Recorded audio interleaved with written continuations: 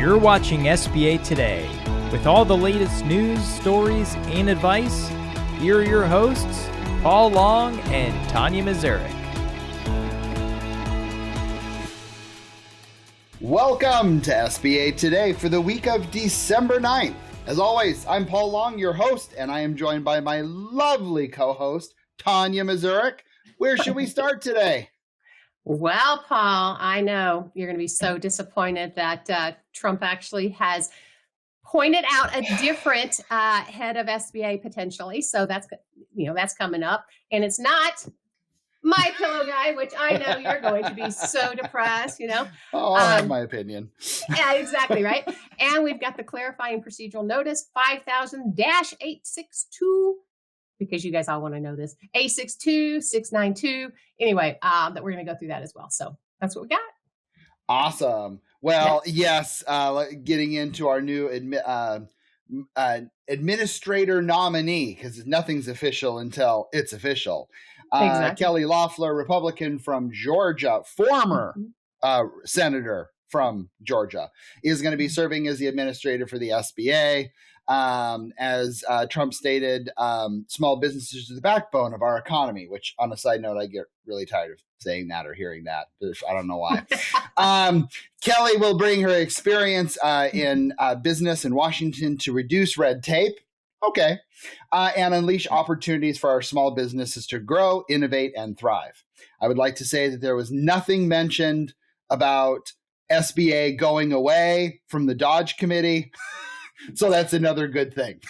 The Dodge Committee. Yeah. So it'll be very good to see what happens there. And yes, I am beyond thankful that it's not my pillow guy. Regardless of your politics, I don't care. I'm happy. Absolutely. Absolutely. Well, what about what you think about the cracking down, Paul? Because I know you got something to say about the cracking down. Well, reducing, red tape.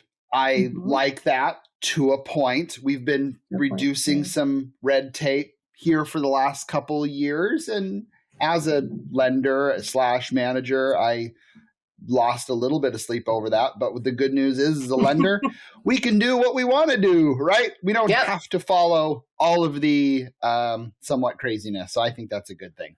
Cracking down on the waste, fraud, and abuse, aka EIDL and PPP, because I really don't think there's a whole lot of that going on in 7A 504 lending, because it usually gets caught by the underwriters. But usually, so it'll be interesting. I mean, it's a political appointment. We'll see what happens.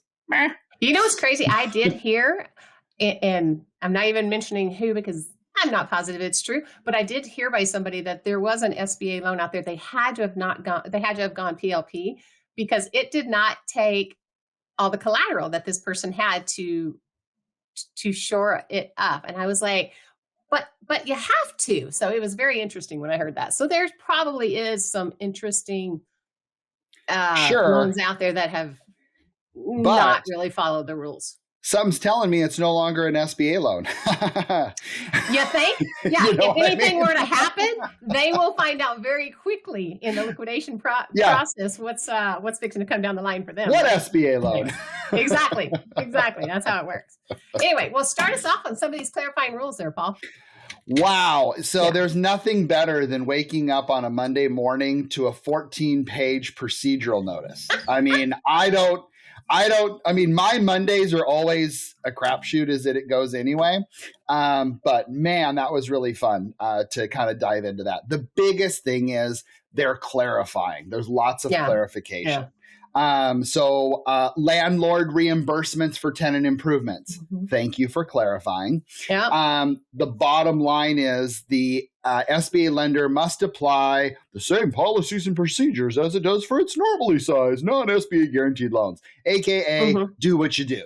Okay, well, at least now we have a rule. Commercially reasonable measures. Now that's an interesting little one in there. Commercially reasonable measures.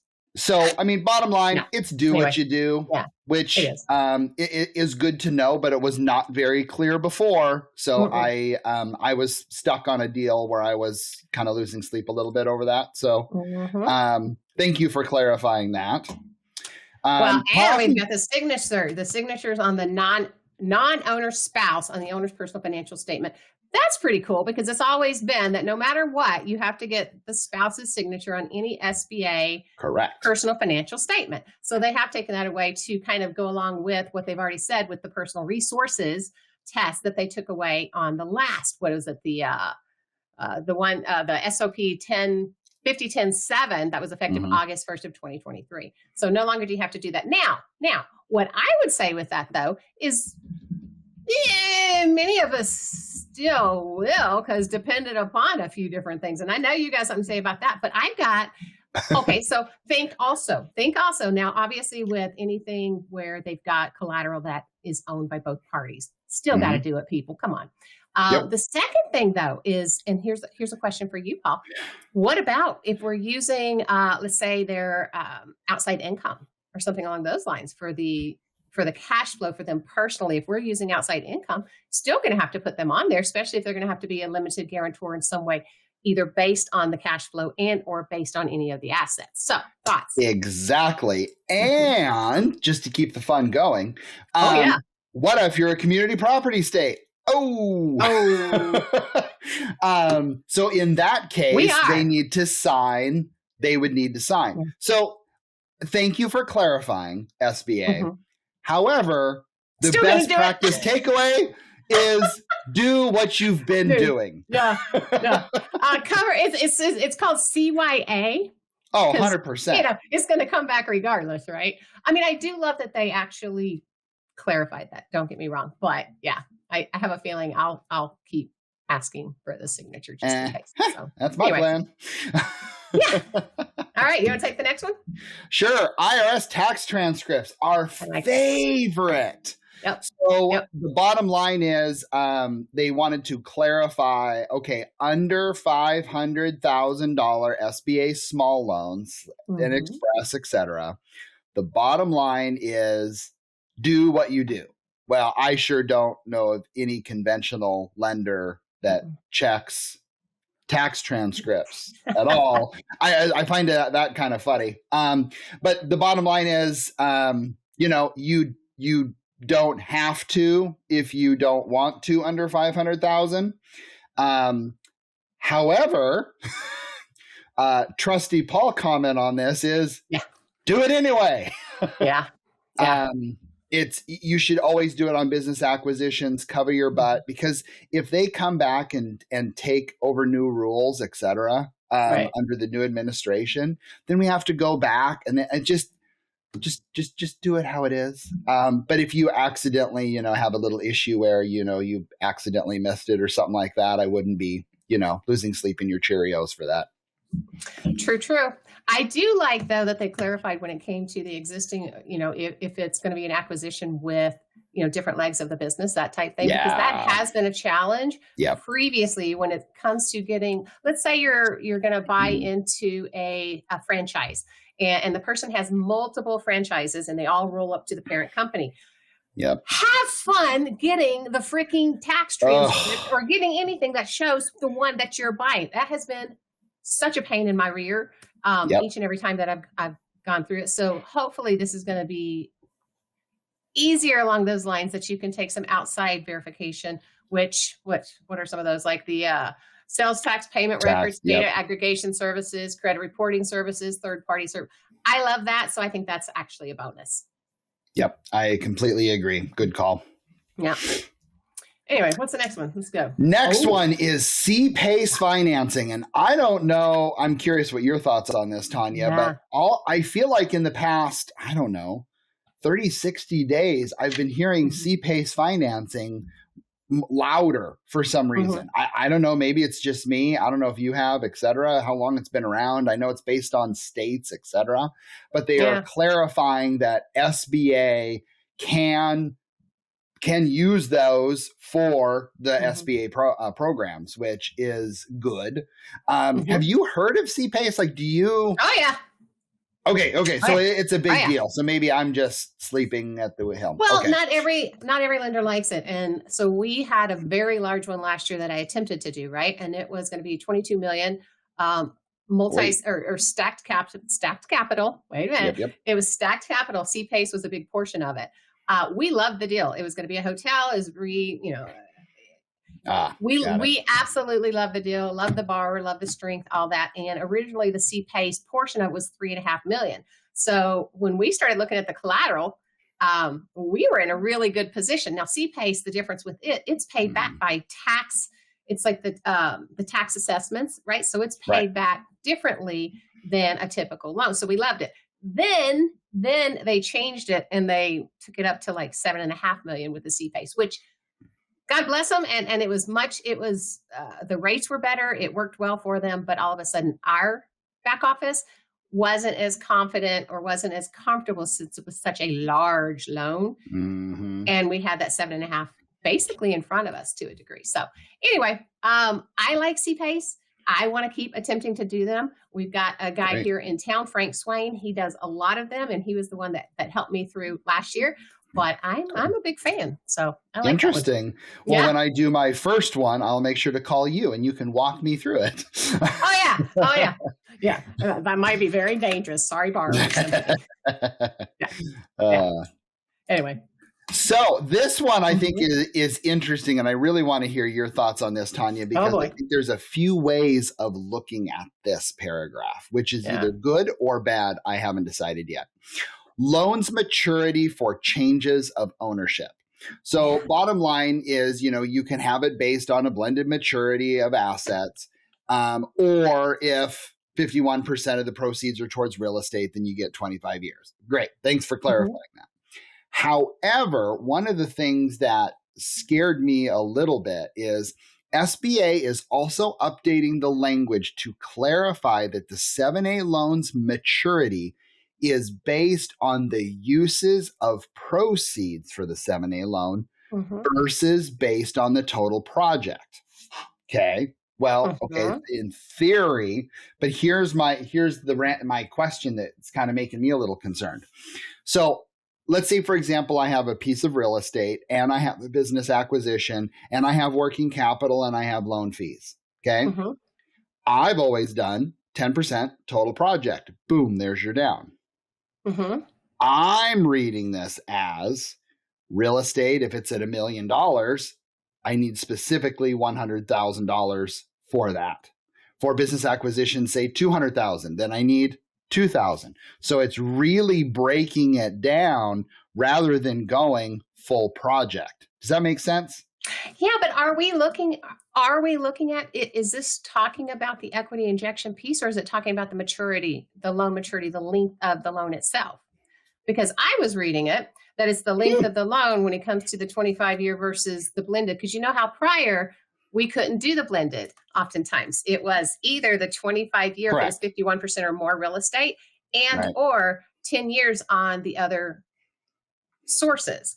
The way I'm reading this is that they're now saying that we can do, and they're clarifying that language, that we can do blended, basically, on if it's under 51% real estate. So that's how I'm reading it. Except stock purchases, which stock purchases, obviously, that's going to be typically 10-year, and it's going to be based on the assets and interest. But I don't know. See, it's interesting. Now, the good news is everything that we're covering, guys, Ginger sent out an email. But Ginger sent out an email that they are going to be doing an SBA call on this coming up in January, as well as we have a January 7A Connect call. So I think this will all be funneled out. But of course, I always like to be the front of the finish line. And fun thing, Paul, I don't know, but you're right. This is exactly SBA. This is exactly the SOP in general. You're going to get a different interpretation. Each person that reads it interprets what they're saying differently. So this is a great discussion. So anybody else out there that's got something different that they're reading on this, we'd love to hear your comments. Put it in your comments, please. I'm so used to being wrong. I have no problem with that. So put it out there. Anyway, This next one was kind of brought up at Nagel about a month ago or so. And this one, can we just get a hallelujah on this? Hallelujah! Liens on vehicles. Oh, no, I meant for real. That's fine. Liens on vehicles. Bottom line is, if the value is under $10,000, you don't have to take it as collateral. Thank goodness. Oh, my God. Thank you. Titles and vehicle titles are the bane of my existence at times. Yep. Anyway. I had a trucking deal come across my desk. 75 vehicles. 75. What do you think my answer was? No. See, it's something that people don't get. It's like so flippin' hard to do those. So many things could go wrong the way it previously was. So I'm loving it. But I bet you could charge the extra 2% fee on that one and you get away with it. That's my 2 cents. Well, yeah. The Then we fee. should be able to charge the extra 2% fee on multi-affiliation. I'm kidding. You're not wrong on that either. I get it. Let's keep the ball rolling here. Yeah, let's go. Collateral requirements on changes of ownership for 7A Small and Express, also known as do what you do. It was just a little bit of clarification there. Yep. Do-it-yourself construction. This one I think is a good one for you, Tonya, because it's true, because there was so many people that would come. And let's say, for example, you have a contractor come out and give you a bid. You have no intentions of using them. You're wasting their time, but you need it to satisfy a government requirement. Probably not the most business-friendly thing. So now it's, you can use what an unaffiliated contractor would charge as an evidence of 2 bids on the work that way, or a single estimate provided by a third-party construction management firm, which I like that because you probably are going to do a construction review anywho. You definitely are, but it's talking, though, do-it-yourself construction. I mean, previously, that's been a challenge to get anything do-it-yourself, right? Yep. Through SBA, because they're going to find fault. They're going to find something wrong. I think you're still going to have a lot of banks out there that are going to be a little challenged with the do-it-yourself. Oh, I agree. 1,000%. I don't think anything in this procedure is going to change anyone's minds, but it's about clarifying, just to kind of keep things moving along here. Yeah. Partial changes of ownership, using the word individual was a little bit scary for some people because I'm an individual, or Paul's Plumbing can be an individual. So they remove that. So they I think that's a good one. Yeah, that's an easy word change. No big deal. Multi-step partial changes of ownership. This one I was actually glad that they discussed about, because that happens. And they really clarified how that is supposed to be. I'm not going to get into the details. That one I think was like 3 pages all to itself. Feel free to pull it out if you have not read it on there already. And last but not least is under refinancing debt using merchant cash advances. SBA clarified that these loans do not have to meet the required 10% amount because it is assumed that it was made on that it was not made on reasonable terms. So about time for that one. Come on, man. Right. I like that one. So I think that was a good addition. So again, nothing that changed your life, I think, on this, but it's always good to have some clarification on these things. So I do encourage you all to pull the notice and read it with your highlighter and make sure you understand it or get further confused, and then attend the call in January by the SBA. I'm gonna attend it because the 7A version's in January, the end of January, which that's way the heck out there. But you can also attend the 504 and get as much information. But anyway, all right, guys, if you're on YouTube, LinkedIn, any of your streaming podcasts, we're here. We'd love for you to come watch us and take a gander, I guess. Hit your like below if you like what you see and you want more of it. Go and look at our other family of podcasts, the SBA or Art of SBA Lending, as well as the BDO show. Lots of cool information over there as well. Don't forget, Paul and I are here for you guys. If you have anything that you need, any questions, any comments, or you've got a loan that you want us to look at, Washington, Oregon, and Idaho, reach out to Mr. Paul over there at Gisa Credit Union. If you've got anything in Colorado, Texas, Missouri, Florida, Arizona, Carolinas, either one, Tennessee, then go ahead and reach out to myself, Tonya Mazurek at Midwest Regional Bank, and we would love to help you out.